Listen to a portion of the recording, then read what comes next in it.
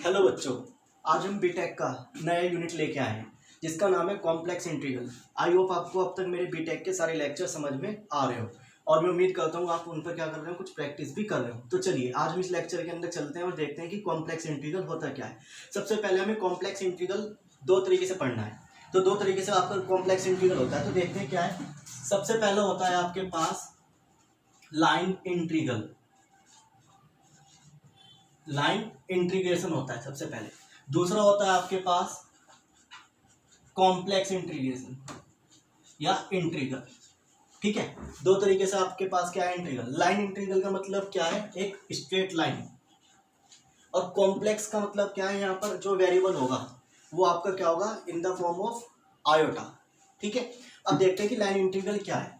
ये आपका क्या होता है, लाइन इंटीग्रल एक रियल वेरिएबल होता है जो किस फॉर्म में होता है, function F x D x और लिमिट ए से बी।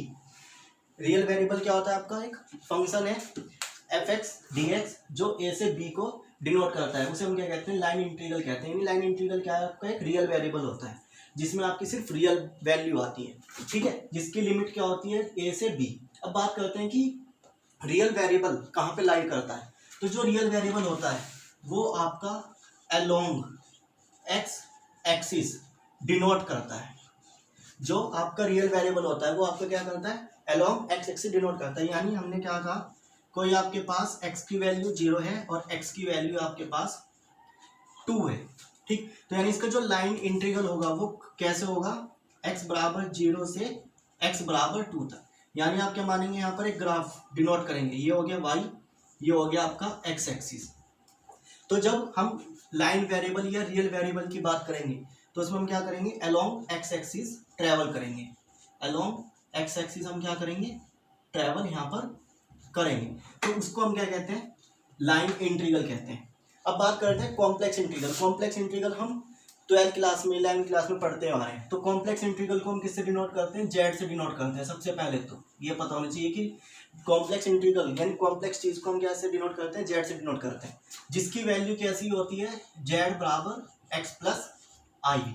ये आपका क्या होता है, कॉम्प्लेक्स फॉर्म इक्वेशन होती है। यानी क्या होगी आपकी, कॉम्प्लेक्स इक्वेशन होगी जिसमें आई फोर क्या है, आयोटा भी कह सकते हैं, आयोटा आयोटा, या इसको हम क्या कह सकते हैं, इमेजनरी पार्ट। इमेजनरी पार्ट, इसको हम क्या कहते हैं, इमेजनरी पार्ट कहते हैं, जिसमें आई स्क्वायर की वैल्यू कितनी होती है आपके पास, -1 होती है।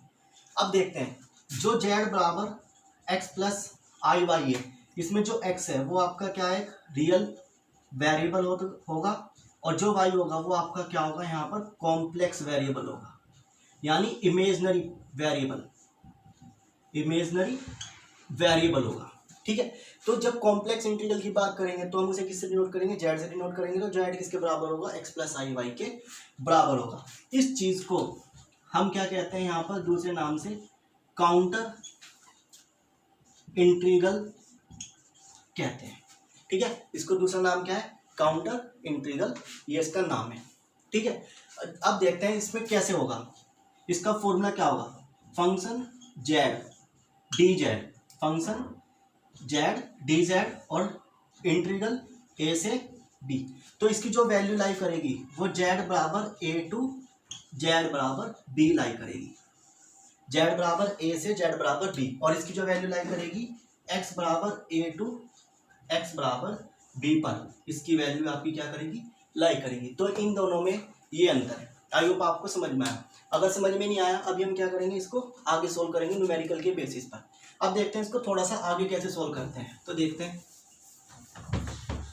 हमारे पास क्या है, जेड बराबर एक्स प्लस आई वाई, ये कॉम्प्लेक्स इंटीग्रल है। तो फंक्शन क्या कहता है आपके पास, फंक्शन जेड डी जेड कहता है और लिमिट ए से बी। अब हम क्या करें, जेड की वैल्यू यहाँ पर पुट करते हैं। तो रखते हैं फंक्शन जेड की जगह क्या रखते हैं, जेड की वैल्यू। तो कितना हो गया, एक्स प्लस आई वाई, और यहाँ पर डी जेड, ये बन गया ए से बी। अब हमें क्या चाहिए, डी जेड चाहिए। क्यों चाहिए, क्योंकि हमारे पास क्या है, एक्स और वाई में अब जब न्यूमेरिकल होगा तो यहाँ पर जेड हटाने के लिए हमें क्या करना पड़ेगा, एक्स वाई की फॉर्म में इसका डिफरेंशियल करना पड़ेगा। तो अब हम क्या करेंगे, इस वाली चीज़ का यहाँ पर डिफरेंशियल करेंगे। तो कितना हो जाएगा, d z is equal to with respect to क्या करेंगे एक्स करेंगे, डिफरेंशियल इसका हम क्या करेंगे विद रेस्पेक्ट टू एक्स करेंगे। तो कितना हो गया D Z upon d x हो गया, एक्स का कितना हो गया 1 हो गया, प्लस आई कांस्टेंट बाहर आ गया, इसका कितना हो गया d y upon d x. अब ये अगर डिवाइड में ले जाएगा तो मल्टीप्लाई में, तो क्या बच जाएगा आपके पास d z is equal to d x plus i d y. तो यानी डी जेड किसके बराबर हो गया d x plus i d y के बराबर हो गया। हमने एक्स के रेस्पेक्ट में क्यों किया, क्योंकि हमें क्या करना है कॉम्प्लेक्स चीज को एक लाइन इंटीग्रल की फॉर्म में कन्वर्ट करना है। और लाइन इंटीग्रल भी बताया कि जो क्या चलेगा आपका एक्स की फॉर्म में, एक्स डायरेक्शन की फॉर्म में चलेगा। तो अब इस डी जेड की जगह हम क्या रखेंगे ये वाली वैल्यू पुट करेंगे। तो कितना हो गया ए से b x plus i y, और डी जेड की जगह कितना हो जाएगा आपका d z plus i d y. ये पूरा आपका कॉम्प्लेक्स को सोल्व करने का एक मेथड आ गया आपके पास। ठीक है, इस तरीके से आपको क्या करना है अपने न्यूमेरिकल को सोल्व करना है। अब देखते हैं कि फॉर्मूले में कैसे लगेगा, यानी न्यूमेरिकल में कैसे लगेगा। तो देखते हैं, सबसे पहले न्यूमेरिकल लेते हैं।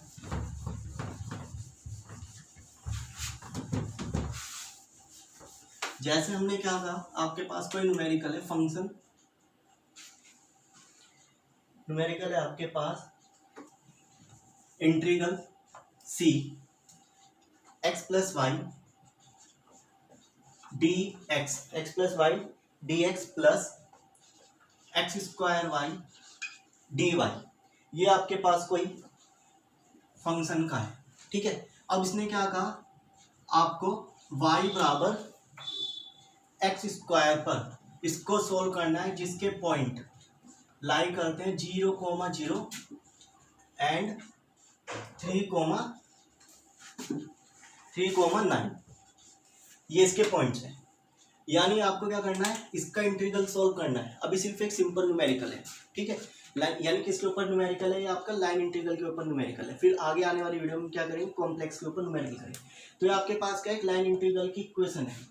ठीक है, क्योंकि इसमें आयोटा या इमेजिनरी पार्ट नहीं है, सिर्फ एक लाइन वैल्यू है। ठीक है, तो अब इसने क्या कहा कि y बराबर एक्स स्क्वायर पर आपको क्या करना है इसे सोल्व करना है, जिसके पॉइंट कितने 0 से 0 और 3,9। अब ये आप सोच रहे होंगे क्या है इंटीग्रल सी। इंटीग्रल सी का मतलब क्या है आपका क्लोज कर्व।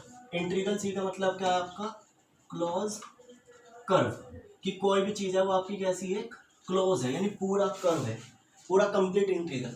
ठीक है, तो अब देखते हैं सबसे पहले हमारे पास क्या है y बराबर एक्स स्क्वायर। इस y की वैल्यू हम अपने न्यूमेरिकल में पुट करते हैं। तो कितना हो गया x as it is plus y की जगह क्या रखा x square d x as it is plus x square as it is, y की जगह हमने कितना रखा एक्स स्क्वायर रखा d y as it is, ये आ गया।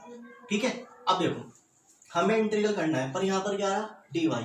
इंटीग्रल किसके रेस्पेक्ट में होगा एक्स के डी एक्स के, पर यहाँ पर क्या है डी वाई है। तो इस डी वाई को हटाने के लिए हमें यहाँ पे क्या करना पड़ेगा, जो चीज़ गिवन थी y बराबर एक्स स्क्वायर गिवन था, इसका हमें क्या करना पड़ेगा यहाँ पर डिफरेंशियल करना पड़ेगा, क्योंकि हमें यहाँ से क्या हटाना है डी वाई हटाना है। तो हटाते हैं, तो इसका कितना हो गया डी वाई बराबर 2x dx, ये आ गया आपके पास। अब तो यहाँ से यानी dy कितना आ गया आपके पास 2x dx। इस वाले की वैल्यू हम कहाँ रख देंगे, यहाँ पर उठाकर रख देंगे। तो रखते हैं, कितना हो गया आपके पास x plus x square as it is d x as it is plus ये x की पावर 4 और कितना dy की जगह कितना आ गया 2x और dx, ये आपका आ गया। अब हमें बात करनी है लिमिट क्या होगी। अब पूरा न्यूमेरिकल किस में बन गया आपका x में बन गया, तो जो लिमिट दे रखी है वो 0 से 0 3 से 9, तो पूरा न्यूमेरिकल x में है। तो यहाँ पर x के कोऑर्डिनेट्स लेंगे, तो 0 से 3, तो कोऑर्डिनेट्स क्या हो गए 0 से 3 हो गए, यानी इसकी लिमिट क्या हो गई 0 से चला और 3 पर। अगर y में बनता तो 0 से 9 y वाले कोऑर्डिनेट। अब इसको इंटीग्रल करते हैं, तो कितना हो गया एक्स स्क्वायर अपॉन 2, इसका कितना हो गया x की 3/3। कैसे होता है इंटीग्रल का फॉर्मूला x की पावर n होता है, तो हम क्या करते हैं n में 1 प्लस करते हैं और जो प्लस करके आया वही नीचे लिखते हैं। अब प्लस इसका कितना हो गया 2x की पावर 5, यानी 2x की पावर 6/6, ये आ गया। अब लिमिट कितनी होगी 0 से 3। अब लिमिट पुट करेंगे, upper limit minus lower limit, तो रखते हैं 3 का स्क्वायर अपॉन 2 प्लस 3 का क्यूब अपॉन 3 प्लस इससे कट गया 3, तो कितना हो गया आपके पास 3 की पावर 6 अपॉन 3 और माइनस अपर लिमिट आ गई। अब लोअर लिमिट रखेंगे तो सारी कितनी हो जाएगी जीरो हो जाएगी। क्या क्या बच गया आपके पास, ये हो गया 9/2, कितना हो गया 27/3, ये कितना हो गया, इसकी मल्टीप्लाई करते हैं तो कितना हो गया 27 इंटू 27,